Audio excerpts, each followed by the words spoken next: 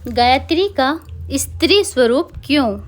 कई व्यक्ति पूछते हैं, गायत्री महाशक्ति को नारी रूप में क्यों पूजा जाता है, जबकि अन्य सभी देवता नर रूप हैं। इसी प्रकार यह भी कहा जाता है कि गायत्री मंत्र में सविता देवता की प्रार्थना के लिए पुल्लिंग शब्दों का प्रयोग हुआ है, फिर उसे नारी रूप क्यों दिया गया है।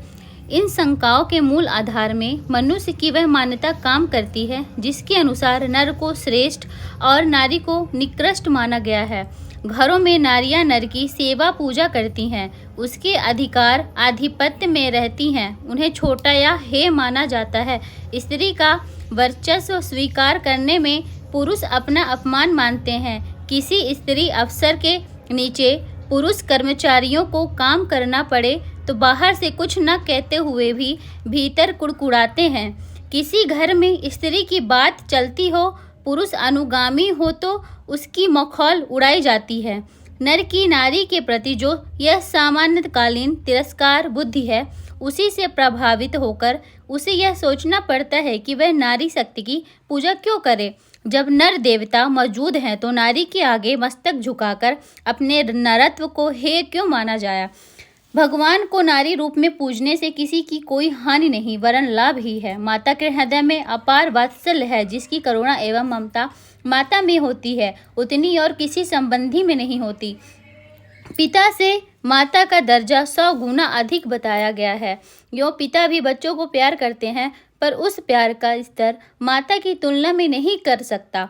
इसलिए सब में भगवान को माता मानकर चलना अपने से ही हित में है, इसमें अपने को ही अधिक लाभ होता है।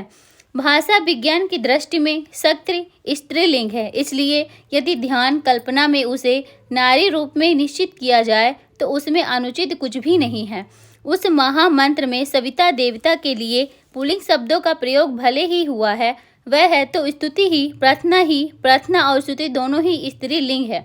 इसी दशा में यदि गायत्री को स्त्री रूप में निश्चित किया जाता है तो इसमें बुराई क्या है।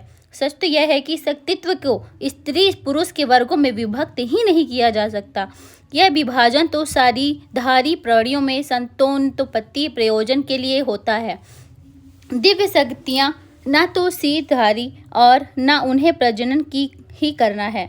ऐसी दशा में उनमें वास्तविक लिंग भेद नहीं, उन्हें नर नारी के रूप में तो ध्यान सुविधा के लिए ही चित्रित किया जाता है। संसार में सबसे अधिक प्रेम संबंध का अद्वितीय उदाहरण माता है। माता अपने बालक को जितना प्रेम करती है उतना और कोई संबंधी नहीं कर सकता। यौवन के उपरांत काल में पति पत्नी में भी अधिक प्रेम देखा जाता है, पर वह वास्तविक दृष्टि से माता के प्रेम की तुलना में बहुत ही हल्का और उथला बैठता है। पति पत्नी का प्रेम आदान प्रदान एक दूसरे के मन संताप एवं प्रतिफल के रूप निर्भर रहता है। उसमें कमी या विघ्न हो तो वह प्रेम विरोध के रूप में परिवर्तित हो जाता है, परंतु माता का प्रेम अतीव सात्विक और उच्च कोटि का होता है। ब्रह्मा निर्विकार है, इंद्रियातीत तथा बुद्धि से अगम्य, उस तक सीधा पहुँचने का कोई मार्ग नहीं। नाम जप, रूप का ध्यान, प्रार्थना, तपस्या, साधना, चिंतन, श्रवण, कीर्तन आदि सभी आध्यात्मिक उपकरण हैं। सतोगुणी माया एवं चित्त के द्वारा ही जीव और ईश्वर का मिलन हो सकता है। यह आत्मा और परमात्मा का मिलाप कराने वाली शक्ति गायत्री ही है। ऋषियों ने इसी की उपासना की है, क्योंकि यह खुला रहस्य है कि शक्ति बिना मुक्ति नहीं। सरस्वती, लक्ष्मी, काली, माया, प्रकृति, राधा, सीता, सावित्री, पार्वती आदि के रूप में गायत्री की ही पूजा की जाती है। पिता से संबंध होने का कारण माता ही है, इसीलिए पिता से माता का दर्जा ऊंचा है। ईश्वर की असीम आनंद राशि का आस्वादन करने का सौभाग्य गायत्री माता द्वारा ही मानव प्राणी को प्राप्त होता है। ब्रह्म की इच्छा, शक्ति एवं क्रिया गायत्री है, उसी से उत्पत्ति, विकास एवं अवसान का आयोजन होता है।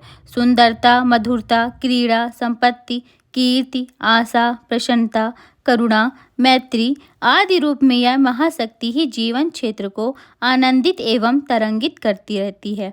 इस विश्व नारी की सर्वव्यापी महाशक्ति गायत्री की महामाता की आराधना करके हम अधिकाधिक आनंद की ओर, बंधन मुक्ति की ओर अग्रसर हो सकते हैं।